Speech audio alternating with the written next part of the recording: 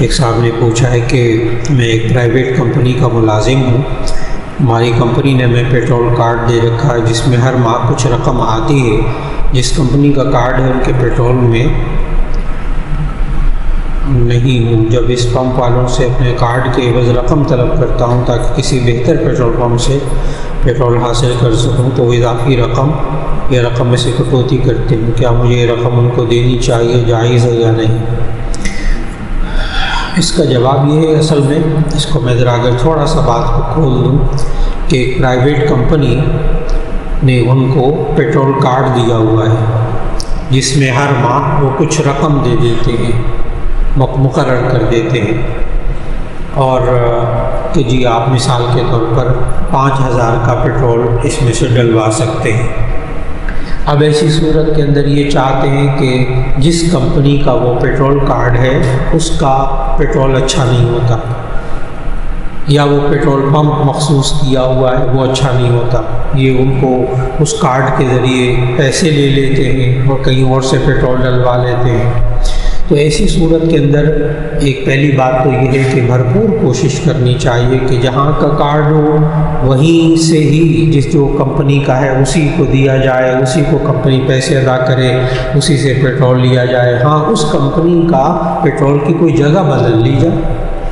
اگر ایک petrol pump, عام طور پر کمپنی میں پیٹرول پمپ مخصوص نہیں کرتے، وہ عام طور پر کارڈ دیتے کسی کمپنی کا کہ جی اس پیٹرول کمپنی سے آپ پیٹرول اتنا لے سکتے ہیں، اتنی مالیت کا۔ تو ایسی صورت میں بندہ کوشش کرے پیٹرول پمپ بدل لے، جگہ بدل لے، کمپنی وہی رہنے دے۔ لیکن پیسوں کے لین دین میں کہ ان سے پیسے لے لیے جائیں پھر کہیں اور سے ڈلوا لیا جائے، تو ایسی صورت میں وہ کٹوتی کرتے ہیں، اضافی رقم یا رقم میں سے کٹوتی کرتے ہیں۔ کیا مجھے رقم ان کو دینی چاہیے؟ اس کا جواب یہ ہے کہ آپ نے اتنی رقم کا پیٹرول استعمال کرنا ہے۔ بھرپور کوشش کریں کہ یہ رقم کا لین دین نہ کریں، بھرپور کوشش کریں رقم کا لین دین نہ کریں۔ وہ اگر کٹوتی کرتے ہیں سروسز چارجز کے نام پہ یا کسی اور نام پہ، تو ایسی صورت کے اندر وہ آپ اپنی جیب سے دے دیجیے، اپنی جیب سے دے دیجیے وہ رقم، اور جتنے کا پیٹرول آپ کو ملتا ہے اتنے کا پیٹرول آپ لے لیجیے۔ لیکن میں نے پھر کہا کہ اس پیٹرول کے بدلے میں کارڈ میں سے پیسے لے کر پھر دوبارہ اس کو استعمال کرنا، اس سے بچنے کی بہرحال کوشش ہو جائے، کیونکہ یہاں سے وہ خیانت کی بات شروع ہو جائے گی۔ ایک صاحب نے کہا کہ جس کے دل میں رائی کے دانے کے برابر بھی تکبر ہوا وہ جنت میں نہیں جائے گا، تو حدیث کی روح سے تکبر کی تعریف بتا دیں اور اس سے کیسے بچا جائے۔ جی، تکبر جو ہے نا بہت واضح الفاظ میں نبی صلی اللہ علیہ وسلم نے سمجھایا۔ اپنے آپ کو خوش سمجھنا، اچھا سمجھنا تکبر نہیں ہے۔ ایک صحابی نے پوچھ لیا نبی صلی اللہ علیہ وسلم سے، جامع ترمذی میں حدیث ہے کہ ایک صحابی نے پوچھا یا رسول اللہ صلی اللہ علیہ وسلم، میں اچھے کپڑے پہنتا ہوں تو میرے اندر تکبر آ جاتا ہے، میں اچھے کپڑے پہنتا ہوں تو میرے اندر تکبر آ جاتا ہے، تو کیا میں کروں؟ تو نبی صلی اللہ علیہ وسلم فرمائے کہ جو تم اچھے کپڑے پہنتے ہو یا اچھی چیز لے لیتے ہو یا اچھے جوتے پہن لیتے ہو، اس سے جو دل کے اندر ایک خوشی کا احساس ہوتا ہے وہ تکبر نہیں ہے۔ پھر نبی صلی اللہ علیہ وسلم نے آگے جملہ بولا، وَلَكِنَّ الْكِبْرَ مَنْ بَطَرَ الْحَقَّ وَغَمَسَ النَّاسَ۔ بطر الحق، جو حق بات کو رد کرے، وغمس الناس، لوگوں کو حقیر سمجھے۔ نمبر 1، اچھے کپڑے پہن لیے، خوش ہو گیا، میرے پاس بہت اچھے کپڑے، جی بہت اچھا، میرے پاس یہ چیزیں اللہ نے نعمتیں دی ہیں، یہ سوچنا بہت اچھا۔ لیکن اچھے کپڑے پہن کر دوسرے لوگوں کو حقیر اور ذلیل سمجھنا، اچھی گاڑی لے لے انسان، کوئی حرج نہیں، اس سے ذہن میں باتیں آ جائیں کہ جی میرے پاس بڑی اچھی گاڑی ہے، فلاں کے پاس نہیں ہے، کوئی بات نہیں، اس پہ کوئی گناہ نہیں۔ لیکن اچھی گاڑی رکھ کے، اچھا گھر بنا کے، اچھا لباس پہن کے، اچھا کھانے کھا کے پھر بعد میں دوسروں کو حقیر اور ذلیل سمجھنا، یہ تکبر۔ نمبر 2، من بطر الحق، حق بات رد کرے۔ ایک بندہ اس کے سامنے درست بات کر رہا ہے لیکن یہ اپنی انا، اپنی ایگو، اپنی انا کی خاطر کہ نہیں میں جو کہہ رہا ہوں وہ کروں۔ ایک ہے کہ یہ سمجھ رہا ہے کہ یہ صحیح بات ہے، جو میں سمجھا اس کو نہیں پتا کہ آگے کیا بات ہوگی، لیکن میرے پاس سب معلومات ہیں اس لیے تم یہ والا کام کرو، یہ اور چیز ہے۔ ایک یہ کہ بندہ اگلا درست کام بات کہہ رہا ہے لیکن اس کی بات کو صرف اس لیے رد کرنا اپنی انا کی خاطر کہ میری ناک نیچے ہو جائے گی، یہ بات غلط ہے، یہ تکبر ہے۔ تو جب تک انسان دوسرے کو حقیر نہ سمجھے، حق بات کو رد نہ کرے، اس وقت تک یہ تکبر نہیں کہلاتا۔ پہلی بات تو یہ ہوگی۔ اب اگر تکبر دل میں آ جائے، خیال آ جائے دل میں تکبر کا، تو اس پر پکڑ نہیں ہے۔ دل میں خیال آ جائے تکبر کا، اس پر کوئی پکڑ نہیں ہے۔ انسان اپنے آپ کو اچھا سمجھے، دوسرے کو حقیر ذہن میں لائے، حقارت آ جائے، خود بخود آ جائے، کوئی پکڑ نہیں۔ تکبر کے خیالات پر پکڑ نہیں ہے۔ تکبر پر زبان کھولی، دوسرے کو ذلیل کیا، یا اپنے عمل سے اس کو بیچارے کو حقیر سمجھا، تو ایسی صورت میں اب اس پر پکڑ ہے۔ ذہن میں خیالات آ جائیں تکبر کو، اس کو پریشان ہونے کی بھی ضرورت ہے۔ ذہن میں جتنے مرضی برے سے برے خیالات آ جائیں، اس پر گناہ ہے ہی نہیں، بس اپنے خیالات کو پاکیزہ بنانے کی کوشش ہو جائے۔ اور نبی صلی اللہ علیہ وسلم نے، انہوں نے آگے پوچھا ہے تکبر سے کیسے بچا جائے، تو نبی صلی اللہ علیہ وسلم اس کا طریقہ بتایا۔ تکبر سے اگر بچنا ہے، دو معاملے ہیں، دین کے معاملے، دنیا کے معاملے۔ فرمایا دین کے معاملے میں تکبر سے بچنے کے لیے اپنے سے اوپر والے کو دیکھو، جو آپ سے زیادہ متقی ہے، آپ سے زیادہ نیک ہے، پھر دل میں تکبر پیدا نہیں ہوگا۔ اور فرمایا دنیا کے معاملے میں اپنے سے نیچے کو دیکھو، دنیا کے معاملے میں اپنے سے نیچے کو دیکھو۔ آج انسان پریشان اس وقت ہوتا ہے جب دنیا کے معاملے میں اپنے سے اوپر کو والے کو دیکھتا ہے، بس پھر ناشکرا ہو جاتا ہے، ناشکرا ہو جاتا ہے۔ تو اس لیے انسان دین کے معاملے میں تکبر سے بچنا چاہے، اپنے سے بڑے کو دیکھے، اپنے سے زیادہ متقی کو دیکھے، پھر اس کے اندر تکبر پیدا نہیں ہوگا۔ نمبر دو، دنیا کے معاملے میں اپنے سے نیچے والے کو دیکھے، پھر شکر نکلے گا، اس کے پاس یہ بھی نہیں، یہ بھی نہیں، میرے پاس اللہ نے سب کچھ دیا ہوا۔ تو انسان اس وقت اپنے آپ کو تکبر سے بچائے رکھے گا۔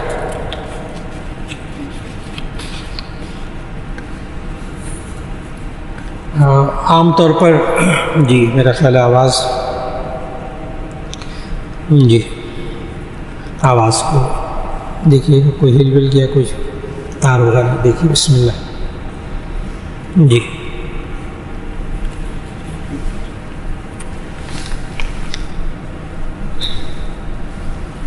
جی آواز اس میں بھی جی آ رہی ہے، ٹھیک ہے جی۔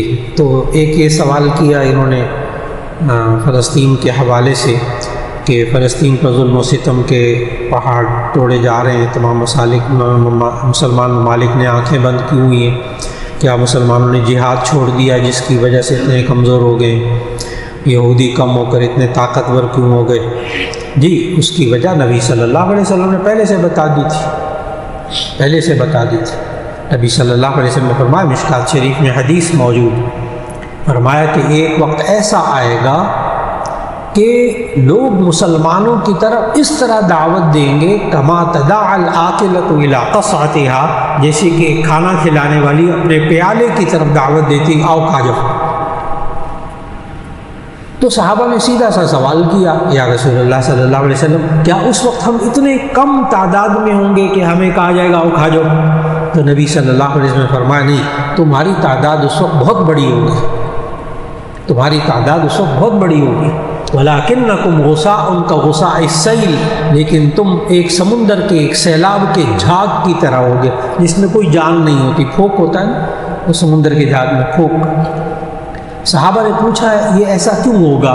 نبی صلی اللہ علیہ وسلم نے فرمایا للوہنی، کمزوری کی وجہ سے، للوہنی حدیث کے الفاظ، للوہنی کمزوری کی وجہ سے۔ پھر صحابہ نے پوچھا مل وہن، وہ کمزوری کون سی؟ تو نبی صلی اللہ علیہ وسلم نے فرمایا حب الدنیا و کراہیت الموت، حب الدنیا و کراہیت الموت، دنیا کی محبت اور موت کو ناپسند کرنا۔ میرے پاس ڈالر آ گئے، میرے پاس روپیہ ہے، میرے پاس سب کچھ ہے، میں ٹھیک ہوں، باقی جانا میرا۔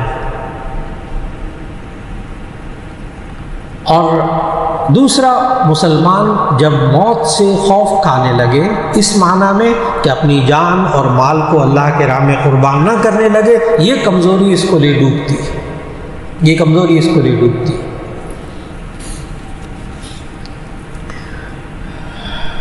ایک صاحب نے کہا یہ جو خواجہ سرا روڈوں پر سڑکوں پر مانگتے ہیں، کیا ان کو پیسہ دینا جائز ہے؟ شریعت میں اس طبقے کے لیے کیا حکم ہے؟ جی یہ خواجہ سرا نا یہ پہلے سے بھی ہوتے تھے، پہلے بھی ہوتے تھے۔ ہماری فقہی کتابوں میں ہدایہ وغیرہ میں باقاعدہ پورا چیپٹر ہے، کتاب الخنسہ، ابواب الخنسہ، یعنی ان خسروں کے بارے میں، ان ٹرانسجنڈر جس کو کہہ دیتے ہیں خواجہ سرا، اس کے بارے میں پورے چیپٹر موجود ہیں، پورے احکام، معاشرتی احکام ان کے بارے میں موجود ہیں۔ آسان سی بات، یعنی شریعت نے ان کو پہلے یہ نظر نہیں آتے تھے نا اتنے، اب کیوں نظر آتے ہیں؟ اس لیے کہ پہلے جب دین پر عمل ہوتا تھا تو پھر یہ دیکھا جاتا تھا کہ اس انسان میں زیادہ تر رجحان مرد کی طرف ہے یا عورت کی طرف ہے۔ اگر مرد کی طرف زیادہ رجحان ہوتا تو اس کو مردوں میں رہنے کی اجازت مل جاتی، وہ مردوں میں زندگی گزارتا، بہت سارے لوگ وقت گزارتے رہتے۔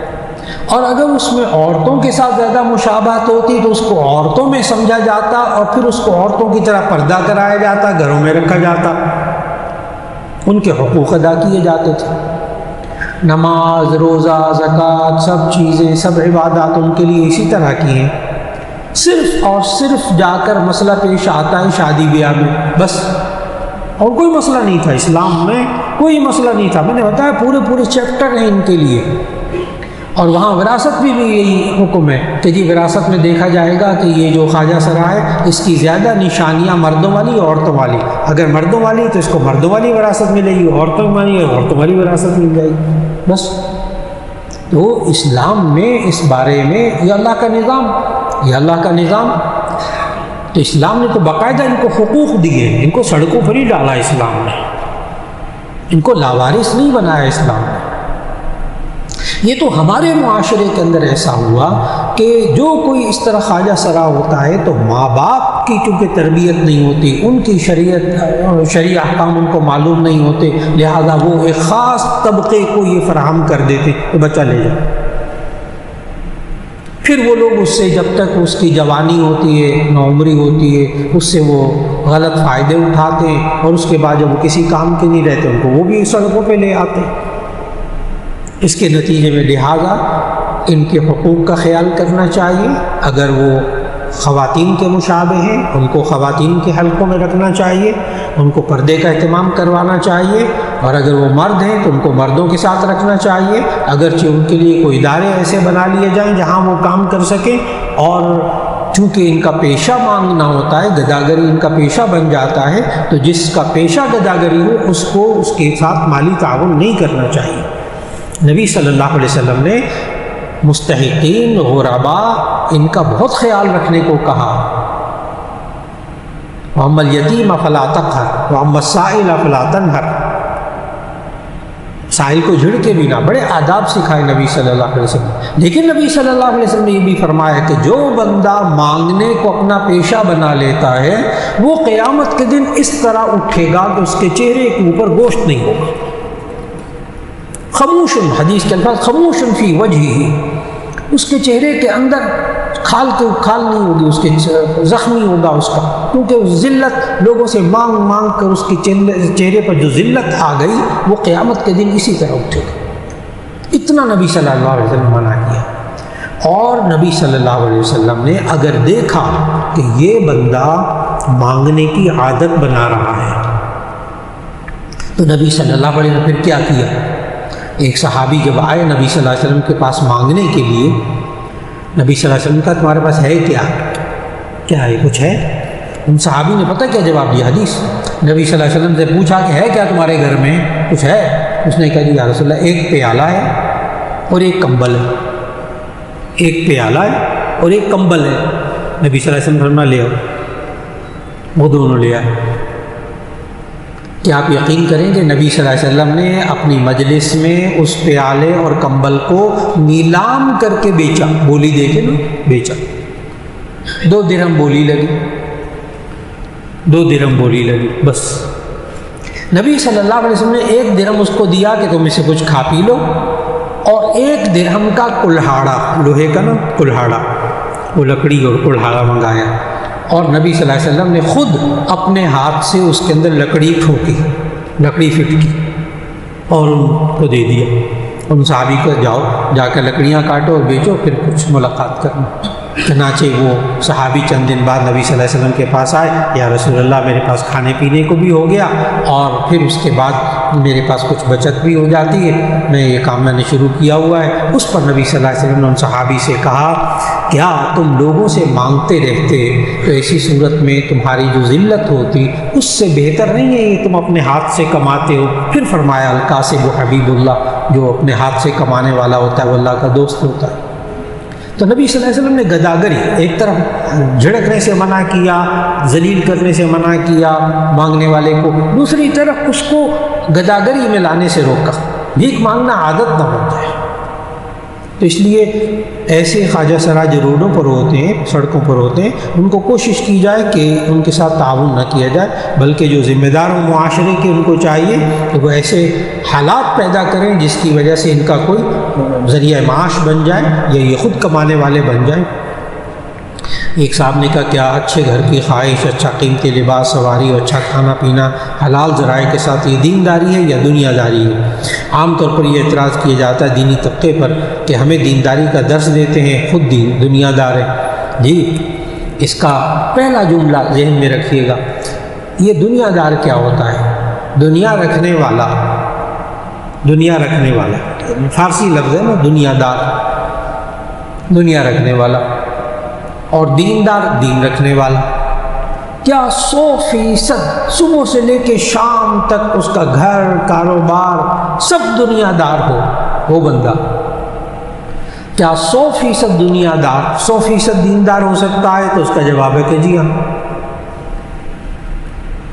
اس کا جواب ہے جی ہاں۔ حضرت عبد الرحمن ابن عوف رضی اللہ تعالیٰ عنہ میرا خیال ہے دیندار تھے، سب سے بڑے صحابی، صحابہ میں سب سے زیادہ مالدار۔ حضرت عثمان غنی رضی اللہ تعالیٰ عنہ بہت مال، تو کیا وہ دیندار نہیں؟ ہاں، ہمارے معاشرے کے اندر دنیا دار بسا اوقات اس کو کہتے ہیں جس کا دین سے کوئی تعلق نہیں ہوتا، نہ نماز پڑھتا ہے، نہ روزہ رکھتا ہے، نہ فلاں کرتا۔ یہ ہمارے معاشرے میں ہے۔ ہمارے معاشرے میں دیندار کی نشانی کسی حدیث میں یہ نہیں بتائی گئی۔ نبی صلی اللہ علیہ وسلم نے زندگی کا سلیقہ سکھایا، خود مہنگے کپڑے نہیں پہنے، لیکن نبی صلی اللہ علیہ وسلم کبھی کبھی حبارہ یمنی منقش چادریں، اس دور کا بڑا قیمتی لباس پہنا۔ نبی صلی اللہ علیہ وسلم رومی جبہ پہنتے تھے، اونی جبہ رومی، قیمتی ترین لباس اس دور کا پہنتے تھے۔ اور اس کے لیے ان احادیث کا مطالعہ کرنا ہو تو حدیث کی کتاب ہے شمائل ترمذی، شمائل ترمذی، جس میں نبی صلی اللہ علیہ وسلم کے لباس کا باب، اس سے متعلق حدیثیں، کھانے کا باب، فلاں باب، ایک ایک چیز کا باب، بستر کیسا تھا، گھر کیسا تھا، فلاں کیسا تھا، ایک ایک چیز پر چیپٹر ہے، اور اس کے اندر پھر حدیثیں ہیں، اردو میں بھی مل جاتی۔ اردو میں اس کا ترجمہ اور تشریح ہے فضائل نبوی، شیخ الحدیث مولانا زکریا صاحب رحمہ اللہ نے اس کی شرح لکھی اردو میں، کمال کی پڑھنے کے قابل بات ہے۔ اس سے نا آپ کا ذہن بنتا ہے پڑھنے والے کا کہ نبی صلی اللہ علیہ وسلم نے فاقہ بھی کیا، کبھی کبھی کھانے کو بھی کچھ نہیں ہوتا تھا، اور کبھی کبھی نبی صلی اللہ علیہ وسلم بھنا ہوا گوشت بھی کھاتے تھے، روسٹ بھی کھاتے تھے، لیکن روسٹ کھانے کی عادت نہیں بنائی۔ نبی صلی اللہ علیہ وسلم سبزی بھی کھا لیتے تھے، مرغی کا گوشت بھی کھا لیتے تھے، بکری کا گوشت بھی کھا لیتے تھے، اونٹ کا گوشت تو اکثر کھا لیتے تھے، گوشت بھی کھا لیتے تھے، لیکن اپنی زندگی کو پرتعیش نہیں بنایا۔ پرتعیش کیا کہ انسان پرتعیش زندگی جائز ہے اگر وہ حلال، اور اس کے لیے 4 لفظ ذہن میں رکھ لینے چاہیے، 4 لفظ۔ یہ جو انہوں نے سوال کیا نا اس کے جواب میں، نمبر 1 رہائش، 4 لفظ پہلے بول دیتا ہوں، ایک ہے رہائش، ایک ہے آسائش، ایک ہے آرائش، اور ایک ہے نمائش۔ 4 چیزیں۔ اب میں ایک ایک لفظ کو ذرا کھولنے لگا۔ رہائش، رہنا، سہنا، کھانا پینا، لباس حلال کمائی کا ہو، بہترین سے بہترین آپ رہائش کھانا پینا اختیار کر لیں، گناہ نہیں ہے۔ ایک بات ہو گئی، ایک تو ہو گئی رہائش۔ نمبر 2 آسائش، لگژری، سہولیات۔ اللہ نے آپ کو دیا ہے پیسہ، اپنے لیے سہولیات رکھ لیں، اچھی گاڑی رکھ لیں، اچھا گھر بنا لیں، گھر کے اندر زیب و زینت اختیار کر لیں، جائز۔ گھر کے اندر لگژری کا سامان اکٹھا کر لیں، جائز، کوئی حرج نہیں۔ حلال کمائی حلال طریقے سے، رہائش بھی جائز، آرائش، اب آسائش لگژری۔ اب تیسرا لفظ آرائش، بننا سنورنا، زیب و زینت اختیار کرنا، جائز جائز۔ چوتھا کام جو ہے نا وہ حرام ہے، اور وہ ہے نمائش، دکھاوا۔ گاڑی اس لیے لینی تاکہ میرا اسٹیٹس اچھا ہو جائے، گھر اس لیے بڑا بنا لیا تاکہ مقابلہ ہو جائے باقی بھائیوں کے بارے میں، میرا گھر زیادہ اچھا ہے، لباس پہن لیا، دوسروں کو حقیر سمجھ لیا، نمائش، دکھاوا، جس میں آج ہماری قوم زیادہ مبتلا ہو کر پریشان ہے۔ آج کے انسان جو پریشان ہے نا وہ دکھاوے کی وجہ سے۔ شادی بیاہ کے اندر آپ کھلائیں پلائیں، جتنا آپ کو اللہ نے دیا ہے آپ دعوت کریں، جائز، لیکن وہی اس میں کھانا ضائع ہو رہا ہو، وہی اس میں نمود و نمائش ہو، وہی ناجائز ہو جائے۔ اس لیے اچھے گھر کی خواہش ضرور پوری کیجیے، حلال مال حلال طریقے سے، اچھا قیمتی لباس، اچھی سواری، اچھا کھانا پینا حلال ذرائع کے ساتھ، یہ دینداری ہے، یہ دینداری ہے۔ اور یہ دنیا دار، اب ایک جملہ یاد رکھ لیجیے گا، کیا 100% دنیا دار، یعنی اس کے بعد دنیا کی ہر چیز ہے، کیا 100% دنیا دار، کیا 100% دیندار ہو سکتا ہے؟ تو اس کا جواب ہے کہ جی ہاں، بات مکمل ہوگی۔ ایک صاحب نے کہا کہ غیر اللہ سے مدد مانگنے سے کیا مراد ہے، جبکہ قرآن مجید میں نماز سے مدد مانگنے کے بارے میں کہا گیا۔ بھی وہ آیت میں پڑھ دیتا ہوں، اچھا، سورۃ البقرہ کی آیت ہے، وَاسْتَعِینُوا بِالصَّبْرِ وَالصَّلَاةِ، تو مدد طلب کرو نماز کے ذریعے، نماز کے ساتھ یعنی نماز کے ذریعے، صبر کے ذریعے۔ لیکن کس سے مدد طلب کرو؟ یہ سورہ فاتحہ، ایاک نعبد و ایاک نستعین، اے اللہ ہم تیری عبادت کرتے ہیں اور کسی کی نہیں کرتے ہیں، اچھا، اور ہم تجھ ہی سے مدد مانگتے ہیں، بالکل ٹھیک، تجھ ہی سے مدد مانگتے ہیں، جو اللہ سے مدد مانگی جائے۔ اب ابا جی سے کہا جائے آپ مجھے پیسے دے دیں، ابھی شرک نہیں ہوا۔ ابا جی سے کہا مجھے پیسے دے دیں، ابھی شرک نہیں ہوا۔ بھائی سے کہا قلم دے دیں، ابھی شرک نہیں ہوا۔ یہ چیز مجھے دے دیں، ابھی شرک نہیں ہوا۔ شرک اتنی جلدی نہیں ہوتا۔ آپ میری بات سن رہے ہیں نا، آپ سب حضرات میری بات سن رہے ہیں، اللہ بھی سن رہا ہے، یہ تو شرک ہو گیا۔ آپ حضرات مجھے دیکھ رہے ہیں، اللہ بھی دیکھ رہا ہے، یہ تو شرک ہو گیا۔ نہیں، ابھی شرک نہیں ہوا۔ جس دن بندہ، اب غور سے، جس دن کوئی بندہ یہ سمجھے گا کہ جس طرح اللہ دیکھتا ہے ویسے وہ فلاں دیکھتا ہے، شرک ہو جائے گا۔ جس طرح فلاں اللہ سنتا ہے اس طرح فلاں بھی سنتا ہے، تب شرک ہو جائے گا۔ آپ میری بات سن رہے ہیں نا، ساری دنیا کی باتیں تو نہیں اس وقت سن رہے ہیں نا بیک وقت، آپ کا سننا محدود، اللہ ہر ایک کی سن رہا، اللہ ہر ایک کو دیکھ رہا، آپ ہر ایک کو دیکھ رہا۔ آپ تو مسجد میں موجود بندوں کو دیکھ رہے ہیں، دیوار کے پیچھے پتہ ہی کچھ نہیں، ابھی شرک نہیں ہوا۔ بالکل اسی طرح جس طرح اللہ سے مدد مانگنی چاہیے، جس چیز کو اللہ سے مانگنا چاہیے، یہ بندہ اس طرح بندوں سے مانگنا شروع کرے گا یا اللہ کے علاوہ کسی اور سے، فوراً شرک ہو جائے گا۔ جیسے آپ نے صحت مانگنی ہو تو کس سے مانگیں گے؟ اللہ سے۔ اولاد مانگنی ہو تو کس سے مانگیں گے؟ اللہ سے۔ رزق مانگنا ہو تو کس سے مانگیں گے؟ اللہ سے۔ لیکن ماں سے روٹی مانگنے کی وجہ سے شرک نہیں ہوگا۔ ماں مجھے روٹی دے دو، کھانا دے دو، بیوی سے کہا کھانا دے دو مجھے، ابھی شرک نہیں ہے۔ لیکن جس دن بیوی کو رازق سمجھنا شروع کر دیا، اللہ کے علاوہ کسی کو رازق سمجھنا شروع کر دیا، اس دن شرک ہو، اس دن خوف کرنا پڑے گا۔ تو لہذا غیر اللہ سے مدد مانگنے سے کیا مراد ہے؟ تو میں نے بتا دیا واضح کہ اب خالی مدد مانگنا اس سے شرک نہیں ہو جاتا. جی یہ ہوتا ہے کاروبار کے جو لاس پہ جا رہا ہوتا ہے تو امپلائر وہ کہتا ہے لاس پہ جاتا ہے مگر اپنے وہ پرائز تو نہیں نکالتا، وہ سمجھتا کہ میری وجہ سے اتنا یہ روزگار لگا ہوا تو یہ شرک میں آ جاتا ہے. ہاں، یہ بھائی صاحب کا سوال میں دہرا دیتا ہوں. کہتے ہیں ایک کمپنی کا مالک ہے، کبھی کبھی کمپنی میں نقصان ہوتا ہے تو وہ اپنے جو اتنے بھی امپلائیز ہوتے ہیں، ملازم ہوتے ہیں، ان کو نکالتا نہیں ہے. چلو لاس جا رہا ہے، ان کی روزی لگی ہوئی ہے اس کاروبار کے ساتھ.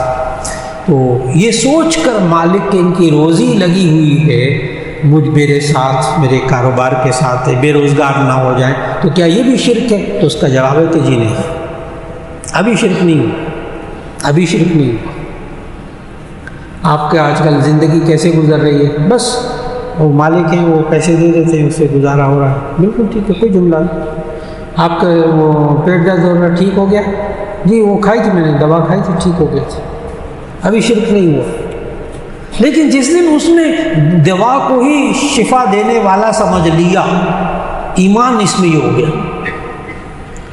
بھائی گلا کیوں خراب ہو گیا؟ وہ میں نے وہ ٹھنڈی بوتل پی لی تھی، یعنی ٹھنڈی بوتل نے گلا خراب کر دیا. کوئی بات نہیں، ابھی شرک نہیں ہوا، ابھی شرک نہیں ہوا. جس دن اس بوتل ہی پر ایمان رکھا کہ اسی نے مجھے خراب کیا، اللہ نے یہ بھی، بس پھر مسئلہ مشکل ہو گیا. تو ظاہر ہے بندے کا ایمان تو یہی ہوتا ہے، نفع نقصان دینے والا اللہ، لیکن آگے جو ذریعہ ہوتا ہے اس پر بندہ بس اوقات نسبت کر دیتا، وہ کوئی حرج کی بات نہیں. ایک صاحب نے کہا کیا اسلام میں بھاری نام کا کوئی ریفرنس ہے؟ اچھا، نام جو بچوں کا نام رکھتے ہیں، کہتے ہیں کبھی بھاری ہو جاتا ہے کبھی ہلکا ہو جاتا ہے. بچوں کا کوئی کہتے ہیں بڑا بھاری نام ہے، تو ایسی صورت میں کیا نام بدل دینا چاہیے؟ تو اس کا جواب یہ ہے کہ اسلام میں ہلکا اور بھاری ہونے کا کوئی تصور نہیں ہے. اس کا میں آسان لفظ بتاؤں آپ کو کہ یہ اچھا نام ہے، یہ منحوس نام ہے. بھاری ہونے کا یہ مطلب ہے بچے کا نام رکھا بیمار رہتا ہے، کہ نام بدل دیں. تو اس کا جواب یہ کہ کسی عالم سے مشورہ کر لیجئے، کسی جاننے والے سے، کیا اس نام کا مطلب برا ہے؟ تو نام بدل دیجیے، جیسے نبی صلی اللہ علیہ وسلم نام بدل دیتے تھے. حضرت ابو ہریرہ رضی اللہ تعالیٰ عنہ کا نام تھا عبد شمس، سورج کا بندہ، شرک تھا، نبی صلی اللہ علیہ وسلم نے بدل دیا. ایک صحابی نے اسلام قبول کیا، ان کا نام تھا مرہ، میم رے ہے، کڑوا. اب دیکھو نا، معنی غلط ہے نا، نبی صلی اللہ علیہ وسلم نام بدل دیا. ایک خاتون ایمان لائی، ان کا نام تھا عاصیہ، عین الف صاد یہ عاصیہ، نافرمان عورت، نبی صلی اللہ علیہ وسلم نام بدل دیا، جمیلہ نام رکھا. تو نام کا مطلب اگر برا ہو نا پھر وہ غلط. نام کا مطلب اچھا ہے، آپ نام رکھ چھوڑیں. لیکن یہ جو حساب کتاب لگا کر، اصل میں نام بھاری ہے نا، یہ حساب کتاب کہاں، وہ ذائچے بنانا، نمبرنگ کا علم، ابجد کا علم، ماں کا نام، باپ کا نام، پھر اس کے بعد جناب وقت، ان سب کا لے کے نمبر نکال کے پھر اس کو تقسیم کرتے ہیں، پھر کیا بچا اس کے حساب سے پھر یہ بتاتے ہیں بھاری ہے یا ہلکا ہے. یہ انسانی ذہن کی پیداوار ہے. یہ علوم، یہ فن سارے انسانی ذہن کی پیداوار ہے، انسانی سوچ ہے. اس کا وحی الہی سے کوئی تعلق نہیں. تو ذائچے وائچے نکال کر، حساب نکال کر نام بھاری ہونا، ہلکا ہونا، یہ دین نہیں ہے، یہ دین نہیں ہے. ان سے بچنا چاہیے. اور ایک ان کا بیٹے کی پیدائش سے متعلق جو بھی اسلامی احکامات ہوں وہ بتا دیں. جی بیٹے کے الحمدللہ میرے چند جمعے پیچھے ایسے گزرے ہیں جن میں پیدائش سے متعلق سارے احکام بتائے گئے. اب مختصر اس کا بتا دیتا ہوں کہ بیٹے کی پیدائش ہو تو سب سے پہلے دائیں کان میں اذان دیں، بائیں کان میں اقامت کہیں. پھر اس کے بعد 7ویں دن اس کا اچھا نام رکھیں، عقیقہ کریں، اس کے سر کے بال منڈوائیں، زعفران اس کے سر پر گھول کے لگائیں. یہ ابتدائی باتیں مکمل ہو گئیں. بس ایک صاحب نے کہا کہ یہ پرانا ہو چکا اس کا کہ کیا پینٹ شرٹ اور ٹراؤزر شرٹ پہن کر واک کر سکتے ہیں؟ جی واک بھی کر سکتے ہیں. اور اگر ٹراؤزر ایسا ہو کہ ہپ جو پولے ہیں وہ ڈھانپے ہوئے تو آپ اس میں نماز پڑھ سکتے ہیں. آپ ایسا لباس جس سے ناف کے نیچے سے لے کے گھٹنے کے نیچے تک سطر ہو، ناف کے نیچے سے گھٹنے کے نیچے تک سطر ہو، آپ نماز پڑھیں گے آپ کی نماز ہو جائے گی۔ ایک بڑا تولیہ ہو نا، بڑا تولیہ، اس کو باندھیں، سر بھی خالی، اوپر قمیض بھی نہیں ہے، نماز پڑھیں، نماز ہو جائے گی۔ مرد کے لیے نماز ہو جائے گی، سطر ڈھانپنا فرض ہے، لیکن خلاف سنت ہوگی جو نبی صلی اللہ علیہ وسلم نے باقی اوپر بدن ڈھانپنے کو بھی کہا۔ ایک صاحب نے کہا گھروں میں گیس نہیں آتی، اس کے لیے کمپریسر کا استعمال عام ہے، کیا کمپریسر کا استعمال کرنا جائز ہے؟ یہی پانی کا بھی مسئلہ ہے، گیس کا بھی یہی مسئلہ ہے۔ تو اس کا جواب یہ ہے کہ جس کمپنی سے ہم نے معاہدہ کیا اور اپنا میٹر لگوایا گیس کا، اس پر ہم نے دستخط کیے کہ ہم اس کمپنی کے اصول و ضوابط پر عمل کریں گے، اور اس کے اصول و ضوابط لکھے ہوئے اخباروں میں بھی آتے ہیں کہ جو بندہ کمپریسر لگائے گا اس پر جرمانہ ہوگا، اس کا میٹر کاٹ دیا جائے گا۔ معلوم ہوا بالکل غلط کام ہے نا۔ اب لوگ یوں کہتے ہیں کہ جب گیس نہیں آتی تو ہم کمپریسر لگا کر اپنا کام تو چلائیں نا، پیسے ہم دیتے ہیں میٹر کے پیسے۔ تو اس کا جواب یہ ہے کہ جائز طریقے سے جتنی گیس آ رہی اس پر گزارا کر لیجیے، لیکن کمپریسر لگا کر دوسروں کا پتہ ہے، کمپریسر جب ہم لگاتے ہیں تو باقی لوگوں کے ہاں جو گیس کم آنی شروع ہو جاتی ہے، گیس کا پریشر ختم ہو جاتا ہے۔ باقی وہی پانی کا حال ہے، پانی کا پریشر لگا لیتے ہیں ہم، باقی کے لیے پانی کم ہو جاتا ہے۔ تو اس لیے شرعی طور پر کمپریسر لگانا جائز نہیں ہے۔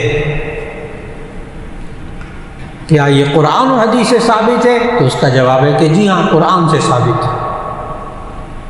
آیت پڑھتا ہوں، اطیعوا اللہ و اطیعوا الرسول و اولی الامر منکم، اللہ کی بات مان کر چلو، اللہ کے رسول کی بات مان کر چلو، اور جو تمہارا اولی الامر جو ذمہ دار ہے اس کی بات کو مان کر چلو۔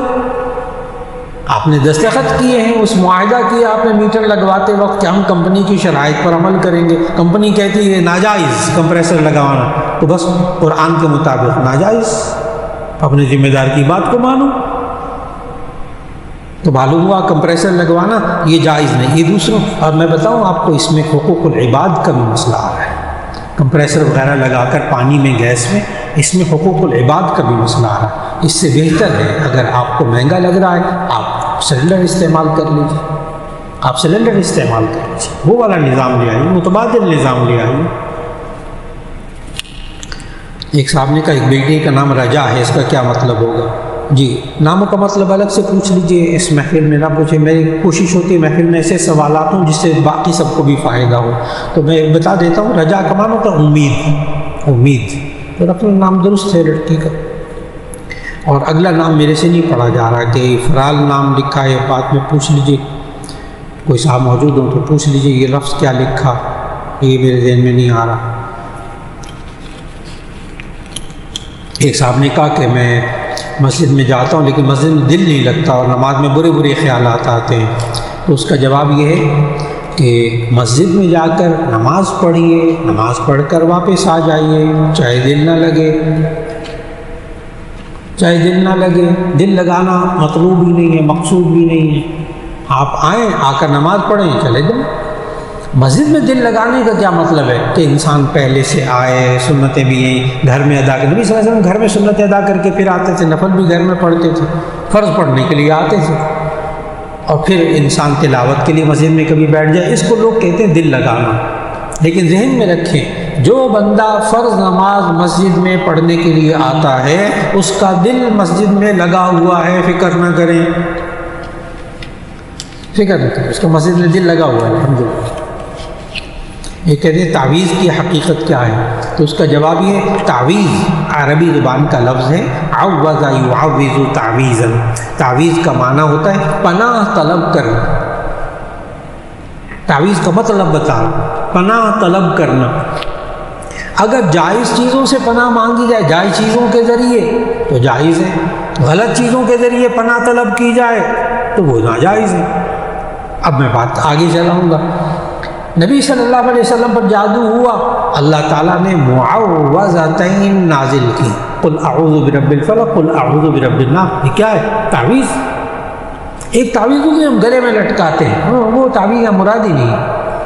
میں نے بتایا تعویذ کا معنی پناہ مانگنا، گلے میں لٹکانا اس کا کوئی مطلب نہیں ہے، نہ لکھ کر لٹکائے آیتیں گلے میں، آپ تعویذ تو کریں، تعوذ تو کریں، تعوذ پناہ مانگیے حالات کے تحت۔ جہاں تک رہا غیر شرعی الفاظ یا جنات وغیرہ الٹے سیدھے ناموں کو پکار کر ان سے مدد لی جائے، وہ کاغذ لکھے جائیں، گلوں میں لٹکائے جائیں، وہ ظاہر شرک میں آئے گا، وہ شرک میں آئے گا، غیر اللہ سے مدد مانگنا۔ اور اگر کوئی پاکیزہ کلمات دعائیں لکھ کر گلے میں ڈالی جائیں، وہ جائز، وہ ناجائز نہیں۔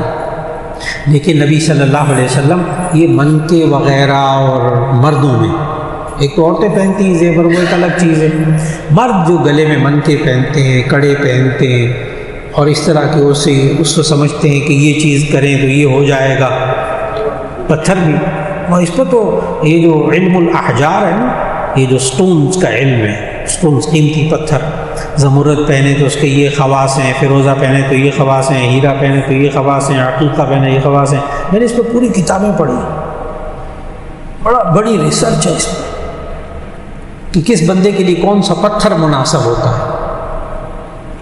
یہاں تک تو جائز ہے، کس بندے کے لیے کون سا پتھر مناسب ہے، علم ہے، علم انسانی ذہن کی پیداوار ہے نا، اللہ نے تو نہیں یہ خواص بتائے نا، انسانوں نے خواص تلاش کی ہیں نا، انسان نے اپنے تجربے سے۔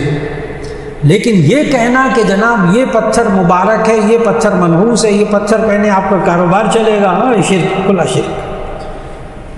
یہاں تک کہ نبی صلی اللہ علیہ وسلم، حدیث کہ نبی صلی اللہ علیہ وسلم کے پاس بعض لوگ آئے، اسلام قبول کیا، بیعت کرنا چاہتے تھے، تو ایک صاحب کے باقی 8 افراد سے نبی صلی اللہ علیہ وسلم نے بیعت کی، 9 بندے تھے، ایک سے بیعت نہیں کی کیونکہ اس کے گلے کے اندر وہ ہار پتھر پڑے ہوئے تھے، اس نے پتھر من کے باندھے ہوئے تھے۔ نبی صلی اللہ علیہ وسلم نے فرمایا کہ میں ان کے ہوتے ہوئے نہیں بیعت نہیں کر سکتا۔ ان صحابی نے ہاتھ لے کر اس منکے کو توڑا گلے میں سے، نبی صلی اللہ علیہ وسلم نے بیعت کر لی۔ بس تعویذ کو صمجھنا ہوگا، اگر جائز الفاظ ہیں پھر تو جائز، اور اگر وہ ناجائز غلط الفاظ ہیں اس کو استعمال نہ کریں۔ ایک صاحب نے کہا کہ اگر تعویذ جائز ہے تو کیسے پہننا، باتھ روم اور دیگر جگہوں میں پہننا اتارا؟ نبی صلی اللہ علیہ وسلم انگوٹھی پہنتے تھے نا، چاندی کی انگوٹھی ہوتی تھی 4 ماشی کی، اور اس پر مہر بنی ہوئی تھی۔ یہ 2 انگوٹھیاں تھیں نبی صلی اللہ علیہ وسلم کے پاس، ایک میں عقیق لگا ہوا تھا، عقیق پتھر نبی صلی اللہ علیہ وسلم پہنتے تھے، مستند احادیث سے ثابت ہے، اور ایک انگوٹھی تھی جس پر نقش تھا محمد رسول اللہ، محمد نیچے، رسول درمیان میں، اور اللہ سب سے اوپر۔ یہ نبی صلی اللہ علیہ وسلم بادشاہوں کو جو خطوط لکھے تھے، دستاویزات ہوتی تھی، اس پر دستخط کی جگہ مہر لگاتے تھے، یہ مہر نبوت تھی، نبی صلی اللہ علیہ وسلم مہر لگاتے تھے۔ اور اس کی اوریجنل ایک مہر لگی ہوئی نا ایک خط پر، ایک مصر کا بادشاہ تھا مقوقس، تو اس کو نبی صلی اللہ علیہ وسلم نے خط لکھا، تو وہ خط اوریجنل استنبول میں موجود ہے، اس پر اوریجنل مہر بھی لگی ہوئی ہے۔ اس مہر سے پھر معلوم ہوتا ہے کہ وہ انگوٹھی کس قسم کی تھی۔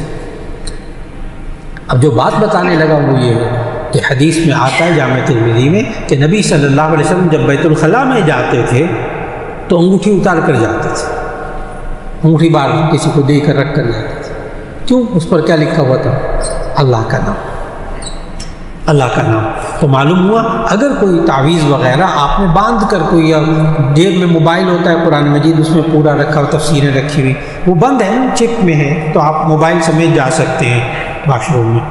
لیکن اگر وہ جیب میں ہے، بٹوے میں کوئی لکھ کر آپ نے کوئی چیز آیت رکھی ہوئی ہے، جائز، آپ بٹوے سمیت لپیٹا ہوا نا اس کو چلے جائیے۔ لیکن کھلا ہوا کوئی چیز ہو، کوئی کتاب ہو، کوئی لکھی ہوئی چیز اس طرح کی ہو جس میں آیات ہوں، احادیث ہو، ترجمہ ہو، وہ بات نہ لے کر جائیے، وہ بھی ادبی ہو جائے گی۔ ایک صاحب نے کہا جمعے کی سنتیں 10 ہیں یا 6 ہیں یا 4 اور 2 فرض کے بعد، نہیں، الجھنا جمعے سے پہلے 4 سنتیں مؤکدہ، جمعے کے بعد پھر 4 سنتیں مؤکدہ، پھر 2 سنتیں مؤکدہ، بس بات وہیں آ گئی 6 4 10۔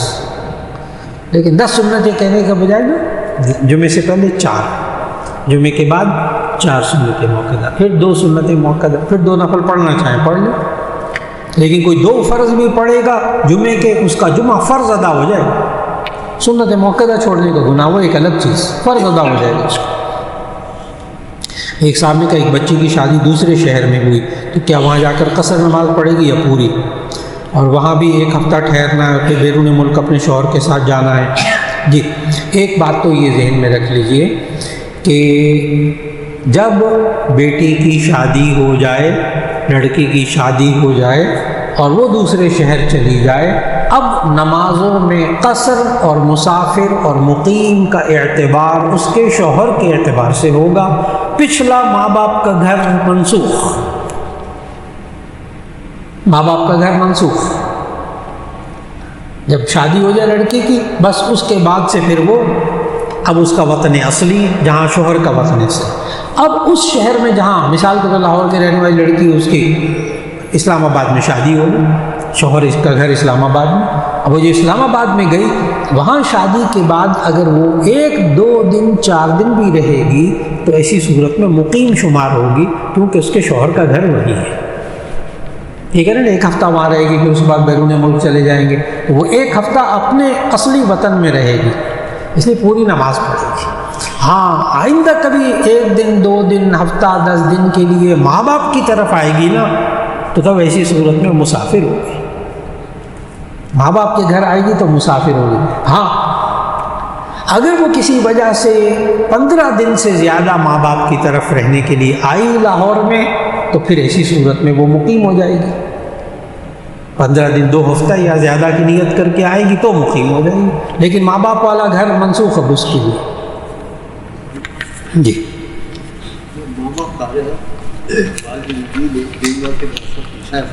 جی حصہ ہے ماں باپ کا شوہر کے ساتھ ماں باپ کا اگلی حصہ ہے، آپ کا حصہ ہے کہ وہ پوری معافی پڑے گی کیونکہ اس کے حصہ ہے. جی ڈاکٹر صاحب نے یہ سوال کیا ہے کہ ماشاءاللہ پرنسپل رہے ہیں ڈینٹل کالج کے، ماشاءاللہ بہت قابل آدمی ہیں، ان کی لائبریری بھی بہت بڑی ہے ماشاءاللہ.